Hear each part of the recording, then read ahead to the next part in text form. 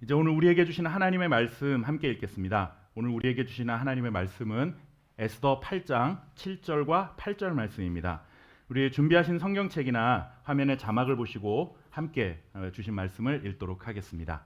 아하수에로 왕이 시작. 아하수에로 왕이 왕후 에스더와 유다인 모르드게에게 이르되 하만이 유다인을 살해하려 함으로 나무에 매달렸고 내가 그 집을 에스더에게 주었으니 너희는 왕의 명의로 유다인에게 조서를 뜻대로 쓰고 왕의 반지로 인을 칠지어다. 왕의 이름을 쓰고 왕의 반지로 인친 조서는 누구든지 철회할 수 없음이니라 하니라. 아멘. 자업자득 혹은 자승자박이라는 사자성어를 아마 들어보셨을 것입니다. 둘 다 자기가 판 함정에 스스로 빠지게 된다라고 하는 그런 의미를 가지고 있습니다. 다른 사람을 궁지에 몰아넣기 위해서 계획을 세우고 함정을 팠는데 그 다른 사람이 거기에 빠지는 것이 아니라 오히려 자기가 그 함정에 빠질 때 그런 경우를 두고 우리는 자업자득이다 혹은 자승자박이다라는 말을 사용을 하죠. 바둑을 두시는 분들은 아마 자충수라는 말을 사용하신 것을 들어보셨을 겁니다. 자충수라는 것은 상대방의 집을 무너뜨리기 위해서 내가 수를 뒀는데 오히려 그것이 나의 집을 무너뜨리게 되는 수가 되었을 때 자충수를 두었다라는 말을 그렇게 사용을 하죠. 그런데 이렇게 자승자박 혹은 자업자득, 자충수 다 이런 같은 의미인데 이러한 의미의 의미의 말씀이 성경 말씀에도 기록이 되어 있는 것을 볼 수 있습니다. 우리 함께 잠언 26장 27절 말씀을 한번 같이 읽어보도록 하겠습니다. 함정을 파는 자는 시작. 함정을 파는 자는 그것에 빠질 것이요 돌을 굴리는 자는 도리어 그것에 치이리라. 잠언 말씀에 이런 말씀이 있는지 모르셨죠? 저도 이렇게 성경을 읽다가 참 재미있는 말씀이다라는 생각이 좀 들었습니다. 물론 의미가 그렇게 재미있는 의미는 아니지만 우리가 흔히 말하는 자업자득, 자승자박 혹은 자충수를 둔다라는 말과 굉장히 똑같은 의미의 그런 성경 구절이 이렇게 기록되어 있는 것을 보면서 인생을 살아가는 것이 성경을 믿고 살아가는 사람들이나 그렇지 않은 사람들이나 살아가는 기본적인 삶의 모습은 다 거기서 거기구나라는 생각을 해볼 수 있는 그런 대목이 아닌가라는 생각이 들었습니다. 그런데 오늘 우리가 읽은 이 에스더의 본문에도 이 말씀, 조금 전에 읽었던 말씀, 함정을 파는 자는 함정에 빠지고 그리고 또 돌을 굴리는 자는 도리어 그것에 치이리라라는 말씀이 그대로 적용이 되는 한 사건이 일어나고 있습니다.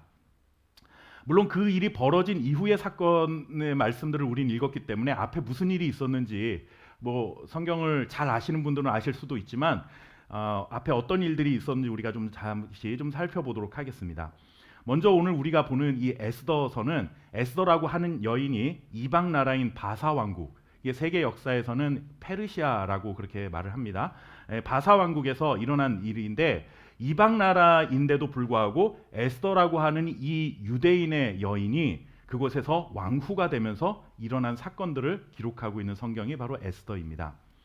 그런데 이 에스더에게는 모르드게라는 이름의 삼촌이 한 명 있었습니다. 그런데 이 모르드게는 최고 왕궁의 권력자였던 하만이라고 하는 그 왕 바로 밑에 두 번째 최고 권력자였던 사람에게 절을 하지 않고 왕궁에 드나드는 것이었죠. 그러니 이 최고 나라의 권력자인 하만의 입장에서는 이 사람이 눈에 가시 같은 존재였을 겁니다. 기분이 나쁘고 못마땅하게 여기던 차에 우연히 하만이 이 모르드게가 유대인 출신이라는 사실을 알게 됩니다. 그러자 이제 그를 죽이고 그의 목을 장대에 매달기 위한 계획을 세웁니다.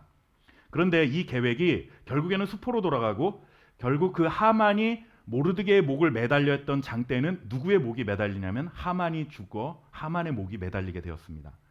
그러니 이 잠언 말씀 조금 전에 우리가 읽었던 말씀을 그대로 응용해 보자면 여러분들 함정을 파는 자는 함정에 빠진다라고 그랬죠. 장대를 만든 자는 그 장대에 매달리리라라는 말씀으로 적용될 수 있는 사건이 일어났습니다. 하만은 당시 바사 왕국의 왕이었던 아하수에로 왕에 이은 그 나라에서 두 번째로 높은 권력을 가지고 있었던 그런 최고의 권력자였습니다. 그만큼 왕에게 총애와 신뢰를 받았던 사람이라는 사실을 우리에게 보여주는 것이죠. 그런데 여러분들 그렇게 최고의 권력을 가진 사람이 그 유대인 한 명쯤 이방인 바사 입장에서는 유대인 이방인이죠. 이방인이었던 한 명쯤 죽이는 것은 사실 큰 일도 아니었습니다. 힘들 일도 없는 일이었고 그리고 아하수에로 왕도 그러한 사소한 일까지 뭐 하나하나 다 신경을 쓰면서 왜 그랬느냐라고 책임을 물을 만한 그런 관계도 아니었을 것이 분명합니다. 그런데 이번에는 무슨 일인지 하만은 이 아하수에로 왕이 내린 명령 때문에 처형이 이루어지게 되는데 그 처형이 굉장히 신속한 시간에 빠르게 이루어집니다. 심지어 제대로 된 재판 한 번 없이 자신에 이은 두 번째 권력자를 소위 개죽음으로 몰아냈습니다. 그냥 죽이는 것도 사실 수치스러운 일일 수 있지만 그 사람의 죽은 목을 베어서 모든 사람들이 다 볼 수 있도록 장대에 매달아서 그 밖에다 걸어둔다는 것은 굉장히 수치스러운 일인 것이죠. 그런데 이렇게 나라의 두 번째 권력자였던 하만에게 단 한 번의 변명의 기회도 없이 이렇게 신속한 처형이 이루어지게 된 겁니다. 아하수에로 왕이 얼마나 화가 났으면 이런 일이 벌어졌을까 하는 생각도 들고, 한편으로는 아하수에로 왕은 앞뒤 상황 고려하지 않고 그냥 느껴지는 대로 충동적으로 행동하는 성격이 매우 급한 사람이었을까 하는 추측도 해봅니다.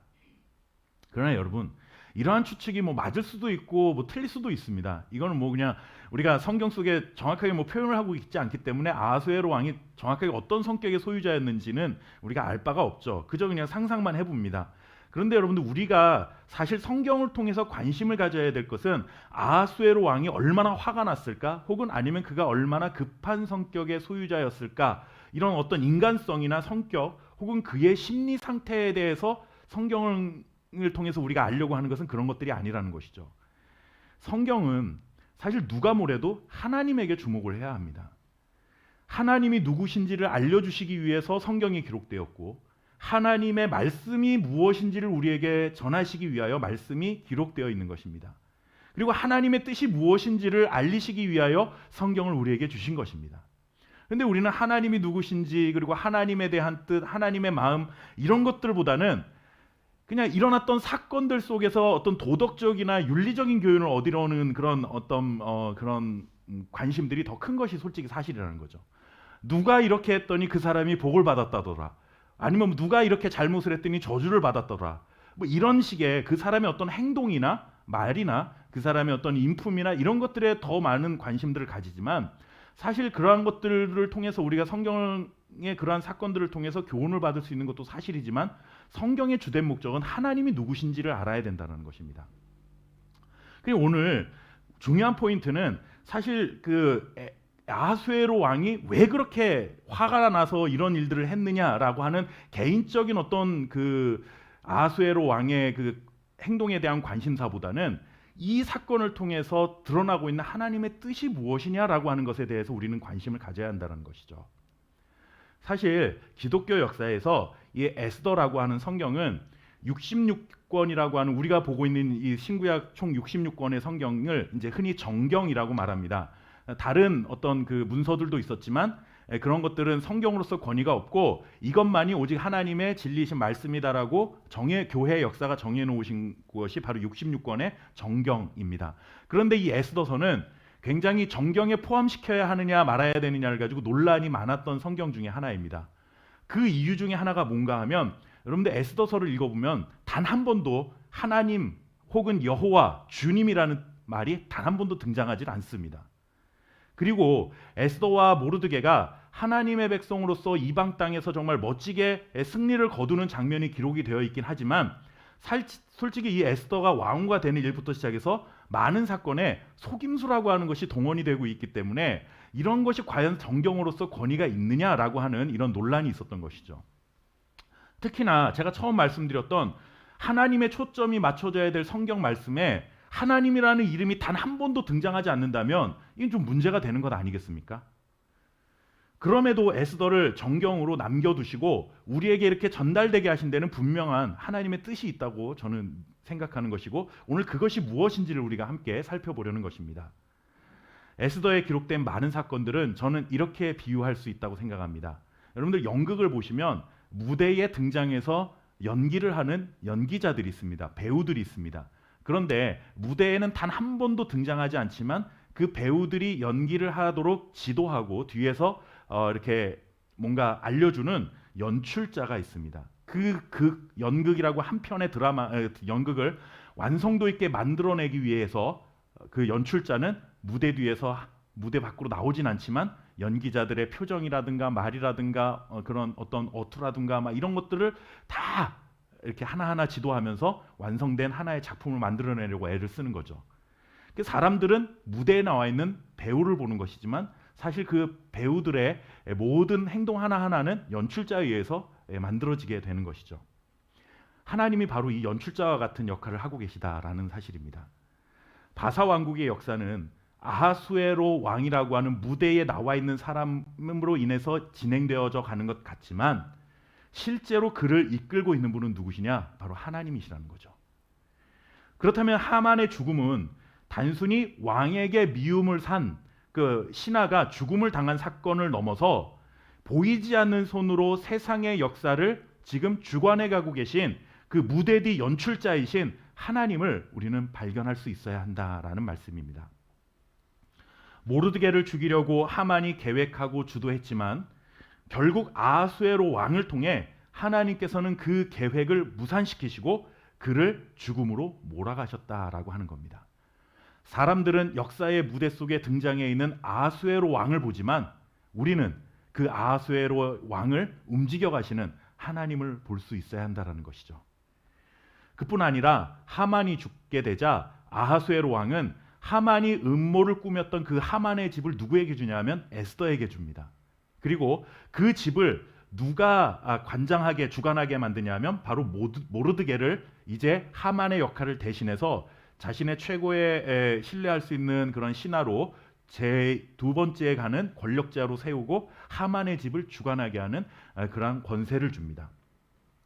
여러분들 잠언 13장 22절에는 이런 말씀이 있습니다. 한번 같이 그 말씀을 읽어보도록 할까요? 선인은 시작. 선인은 그 산업을 자자 손손에게 끼쳐도 죄인의 재물은 의인을 위하여 쌓이느니라. 아멘. 여러분들 이런 말씀 참 위로가 되는 말씀입니다. 우리는 세상을 살면서 죄인들이 쌓아가는 불의한 방법으로 부를 쌓아가는 사람들을 보면서 도대체 하나님 왜 저런 사람들 가만두시는지 모르겠다라고 그렇게 우리가 의아심을 갖고 살아갈 때가 참 많지만 오늘 이런 말씀들을 통해서 우리가 분명하게 보는 것은 죄인들이 재물을 쌓을 수 있다는 것도 사실이고 하지만 죄인들이 쌓은 그 재물은 결국은 누구에게로 돌아가냐면 하나님을 믿는 의인들에게로 돌아갈 것이다라는 말씀들을 통해 우리에게 위로와 격려의 말씀을 해주고 있는 것입니다. 하만의 계획과 죽음을 통해 우리는 이런 잠언의 말씀들이 결코 헛되지 않다라는 사실을 분명하게 보는 거죠. 자신의 어떤 권력과 위상을 세우기 위해서 장대를 만들었는데 오히려 그 장대를 만들었던 그 권력의 상징, 그의 힘의 상징에 본인이 그 목에 걸리는 이런 일들을 볼 때 결국 죄인들이 쌓아가는 그런 죄물들은 의인에게 돌아올 수밖에 없다라고 하는 사실들을 분명히 보여주고 있습니다. 모르드게를 죽이려 했던 하만이 죽었으니 이제 사건은 마무리가 되었지만 여기에는 사실 한 가지 중요한 문제가 남아 있었습니다. 그것은 무엇인가 하면 유대인이었던 에스더와 모르드게에게만 사실 해당될 수 있는 문제였는데 무엇인가 하면 하만은 모르드게를 죽이는 것을 시작으로 해서 아예 바사 땅에서 유대인들을 다 멸절시키려는 계획까지 세웠습니다.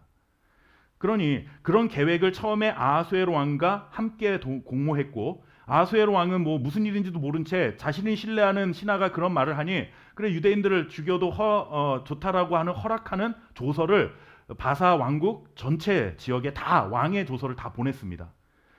그러니 하만이 계획하고 저지른 잘못이긴 하지만 아하수에로 왕이 걸려있는 문제이기 때문에 사실 이 문제를 해결하기가 쉽지가 않습니다. 리더가 사실 이랬다 저랬다 하면 그 밑에서 따르는 사람들은 그 사람을 신뢰하기가 어려운 것이죠. 자신의 리더십에 흠집이 생길 수 있습니다. 아하수에로 왕도 그 조서를 이제 취소한다라는 것이 쉬운 일은 아니었지만 사실 더 큰 문제는 무엇이냐면 바로 유대인이었던 에스더와 모르드게였습니다. 아하수에로는 자기 체면이나 자신의 리더십이나 아니면 자신의 권위에 관련된 문제이지만 유대인들의 입장에서는 이 문제가 해결되지 않으면 유대인 전체가 한 번에 몰살될 수 있는 굉장히 큰 생사의 그런 기로에 서 있는 시급한 문제였던 것이죠. 그런데 이런 위기 앞에서 여인이었던 이 에스더는 또 한 번 정말로 놀라운 역할을 감당하게 됩니다. 사실 이때까지 에스더는 아하수에로 왕에게 자신이 유대인이라는 사실을 직접 말한 적이 없었습니다. 굳이 말하지 않았던 것으로 보입니다. 그리고 모르드게와 자신이 어떤 관계에 있었는지도 말하지 않았습니다. 그런데 여러분들 솔직히 민족적인 위기라 할지라도 에스더 입장에서는 모른 척 그냥 지금까지 살아왔던 것처럼 살아가도 그냥 괜찮은 것 아니겠습니까? 누가 손가락질을 하겠습니까? 그런데 여러분들 에스더는 자신의 목숨을 건 모험적인 행동을 선택을 한 것이죠. 당시에는 아무리 왕후라 해도 그 왕이 너 이리 와 하고 명령을 하고 부르지 않는 이상 먼저 자기가 거기에 왕후가 왕에게 나갔을 때는 왕이 그 갑작스러운 그 방문에 대해서 허락을 해줘야만 만날 수 있었습니다. 근데 만약에 왕이 그 방문을 약속되지 않고 자신이 부르지도 않았는데 왕후가 왔을 때 왕이 그것을 허락해주지 않으면 자칫 왕후의 생명도 위험해질 수 있었습니다. 그런데 에스더는 왕이 부르지도 않았는데 그 자리에 나아갔습니다. 왜냐하면 지금 굉장히 시급한 상황이 남아있기 때문에 그랬죠. 에스더 입장에서는 생명을 건 선택을 한 겁니다. 굉장히 위험한 선택을 했습니다. 다행히도 아하수에로 왕이 그의 방문을 허락해 주었습니다. 그래서 만나게 되고 이제 대화를 나누는데 굳이 밝히지 않아도 될 이 문제, 자신은 유대인이라는 사실을 여기서 밝히게 됩니다. 왕으로서 누렸던 부와 명예를 한 번에 잃을 수 있었던 일이었지만 에스더는 위기에 빠진 민족을 구하기 위해 자신의 생명보다 그리고 자신이 누릴 수 있는 것을 먼저 포기하고 나라를 먼저, 민족을 먼저 생각하는 그런 행동을 했던 것이죠. 그런 후에 에스더는 눈물로 왕에게 호소를 합니다. 다행히 아하수에로 왕은 자신의 이름으로 내려졌던 그 조서를 취소할 것을 명령을 합니다. 철학자, 우리가 알고 있는 철학자 이 소크라테스가 이런 말을 했습니다. 여자의 눈물을 믿지 말라. 아무 때나 울 수 있기 때문이다. 라는 말을 했습니다. 여러분들 여성분들 계신데 정말 아무 때나 마음만 먹으면 울 수 있으신가요? 아, 그러시군요. 또 유럽의 지성인이었던 볼테르라는 사람은 이런 말을 했습니다. 남자가 별의별 이유를 다 갖다 대어도 여자가 흘리는 눈물 한 방울을 당할 수 없다. 그런 말을 했다고 합니다. 여러분들 당대 최고의 지성인들이 이런 명언을 남긴 것을 보면 여성들이 흘리는 눈물을 그렇게 가볍게 볼 수 없다라는 것이 역사적으로 증명이 된 것이죠. 그렇다면 여러분들 아하수에로 왕도 이런 것 때문이었을까요? 사랑하는 여인의 눈물의 힘에 무너져 내린 것일까요? 물론 사랑하는 여인의 그 눈물이 담긴 간청이었기 때문에 마음이 좀 약해져서 자신이 내렸던 조서를 취소했을 수도 있습니다. 하지만 더 중요한 것은 여러분들 이방 나라의 왕이었지만 그 사람도 지금 하나님의 손에 붙들려 있다는 겁니다.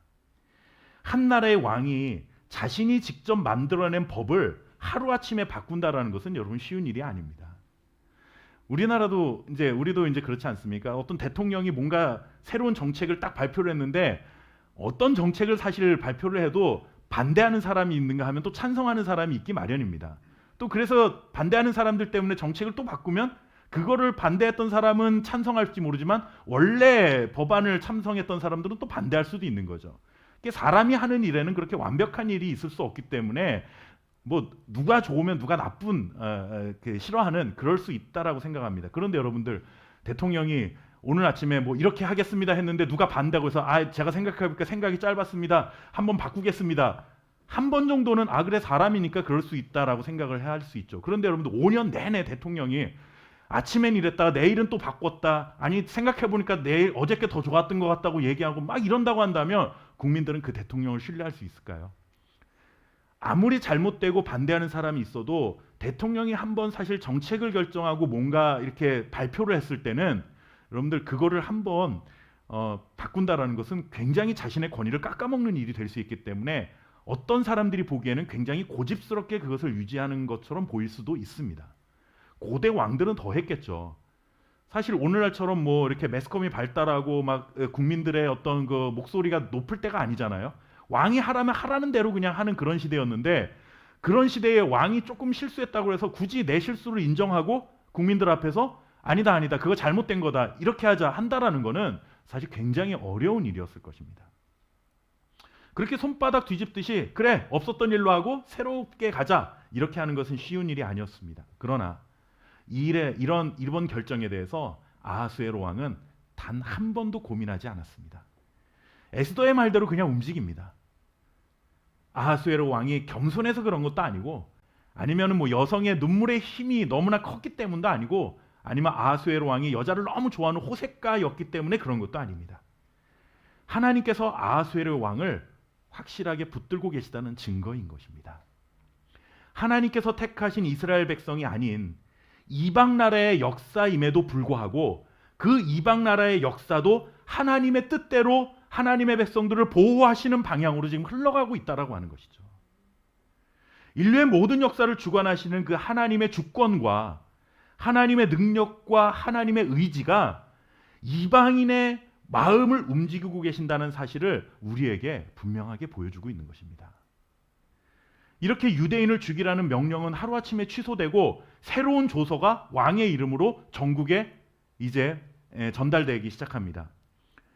그런데 놀랍게도 이 새로운 조서가 전달된 날이 언제인가 하면 바로 하만의 계획에 의해서 유대인들을 멸절시키기로 한 날에 이와 같은 일이 벌어진 겁니다. 이날은 원래 유대인이 몰살당해야 할 날이었습니다. 그런데 어떤 일이 벌어지게 됩니까? 우리 함께 에스더 8장 17절 말씀을 좀 같이 읽어보도록 하겠습니다. 왕의 어명이, 시작, 왕의 어명이 이르는 각 지방, 각 읍에서 유다인들은 즐기고 기뻐하여 잔치를 베풀고 그날을 명절로 삼으니 본토 백성이 유다인을 두려워하여 유다인이 되는 자가 많더라. 아멘. 여러분, 얼마나 놀라운 일입니까? 이날은 원래 어떤 날이었습니까? 슬픔을 당해야 할 날이었습니다. 그런데 그 슬픔을 당해야 할 날이 경축일이 되었습니다. 애가와 곡소리로 가득해야 할 그날에 즐거움과 기쁨의 노래가 가득한 잔치집으로 바뀌었다라는 겁니다. 이방 땅에서 힘없이 살아가며 언제 죽을지 모르는, 그래서 두려워했던 유대인들은 영광과 존귀를 얻게 되고, 오히려 본토인들이 유대인들을 두려워해서 나도 유대인이 되겠다라고 나서는 사람들이 많아졌다라고 우리에게 전해주고 있는 거예요. 이게 여러분 에스더 한 사람의 눈물 때문에 이루어진 일일 수 있을까요? 아하수에로 왕의 마음 정도는 움직였을지 모르겠지만 전국에 이런 일들이 벌어질 수 있었던 것은, 여러분들, 에스더가 중요한 역할을 한 것은 사실이지만 에스더가 했던 모든 일들 때문에 이 모든 결과가 나은 것은 아니라는 사실을 우리는 알아야 됩니다. 그 눈물 한 방울의 힘이 하나님의 역사가 그 땅 가운데 일어나게 만드는 도구가 되었던 것이죠. 본토인들이 그렇게 유대인들을 두려워하는 일, 그리고 또 슬픔의 날이 기쁨의 날이 되는 일, 여러분들, 이런 일들이 여기 한 곳에만 기록되어 있는 것이 아닙니다. 이미 시편 말씀 30편 11절에는 이런 말씀이 기록되어 있습니다. 주께서 나의 슬픔이 변하여 내게 춤이 되게 하시고 나의 베옷을 벗기고 기쁨으로 띠띠우셨나이다. 여러분들 잘 아시는 말씀일 겁니다. 정말 이 말씀 그대로 오늘 에스더서가 이 사건을 기록하고 있지 않습니까? 베옷을 벗긴다는 게 뭡니까? 베옷은 장례식 때 입는 거죠. 정말로 그 장례식 때나 입은 곡소리가 나는 그러한 날에 오히려 기쁨으로 띠를 띄우시겠다라는 사건이 오늘 에스더서에 그대로 기록이 되어 있는 것입니다. 이 위대한 찬양의 고백이 이방 땅 바사에서 힘차게 울려 퍼지는 기적 같은 일, 기적 같은이 아니라 기적이 일어난 것이죠. 아무도 생각하지 못했습니다. 아무도 이런 것을 계획하지 않았습니다. 꿈꿀 수 없었던, 정말 눈꽃만큼도 기대할 수 없었던 이런 기적이 이방 땅에서 일어날 수 있었던 이유가 무엇이겠습니까? 그것은 하나님이라는 이름이 단 한 번도 등장하지 않지만 하나님의 지혜와 능력이 아니면 여러분 어떻게 이런 일들이 벌어질 수 있었겠습니까? 앞서도 말씀드렸지만 에스더서에는 하나님이라는 명칭이 단 한 번도 등장하지 않습니다. 그럼에도 불구하고 하나님의 백성들은 이방 땅에서, 그것도 이방 나라의 왕을 통해서, 어떤 모세와 같은 유대인의 어떤 출중한 지도자가 나타나가지고 그들을 구원한 게 아니라 이방 나라를 통치하고 있는 그들의 왕이 하만의 계획을 무너뜨리시는 것을 우리는 보면서 하나님의 왕되심, 정말 이 땅의 진정한 주인이 누구신가, 정말 이 땅을 누구의 뜻대로 움직여가고 계시는가 라는 사실을 우리에게 분명하게 보여주고 있는 것이죠. 하나님이라는 명칭은 어디서도 찾아볼 수 없지만 인류의 역사 그 뒤편에서 모든 주도권을 쥐고 계신 그 이 세상의 주인이신 하나님을 우리는 바라볼 수 있어야 하는 것입니다. 하나님은 하나님께서 선택하신 백성과 이스라엘 백성들만의 주인이 아니라 온 땅의 주인이시고 온 땅을 다스리시는 진정한 왕이 되심을 우리는 믿고 살아가야 합니다. 오늘 이 놀라운 사건을 통해 우리는 우리 인생의 주인이 하나님이라는 것을 분명히 고백할 수 있어야 합니다. 하나님이 온 세상을 만드시고 나를 만드신 창조주이시기 때문에 내 인생은 나의 것이 아니라 누구의 것입니까? 바로 하나님의 것입니다. 우리가 하나님의 뜻에 순종해야 될 이유가 바로 여기에 있는 것입니다. 내가 사는 것은 내가 아니요 내 안에 사는 그리스도 예수께서 사시는 것이라 라고 고백했던 그 바울의 고백처럼 우리가 하나님의 주인 되심을 고백하고 주인이신 하나님의 말씀에 순종하면 슬픔의 날이 기쁨의 날로 변화될 줄 믿습니다. 아멘. 근심이 변하여 찬송이 되는 은혜의 역사들이 일어나게 될 줄 믿습니다. 아멘. 두려움에 떨며 살았던 내가 존귀한 영광을 얻게 되고 오히려 세상이 우리를 두려워하는 그러한 일들이 기적이 일어나게 되는 것입니다. 아멘. 하나님께서 우리에게 순종을 요구하시는 것은 하나님의 권위적인 태도로 우리를 굴복시키시고 우리를 점령하시고 그것을 통해 희열을 느끼시기 위한 것이 결코 아닙니다. 하나님께서 자신이 얼마나 위대한 존재를 보이시기 위해 우리를 무릎 꿇게 하시고 순종하게 만드신 것이 아닙니다. 이런 순종은 세상의 권력자들, 세상을 정복한 정복자들이 원하는 순종이죠. 너희들이 내 앞에서 무릎을 꿇으면 자신의 권위를 세우려고 하는 그 세상의 권력자들이 원하는 순종입니다. 하나님은 그러신 분이 아닙니다. 그렇다면 하나님께서 우리에게 순종을 요구하시는 이유가 무엇일까요?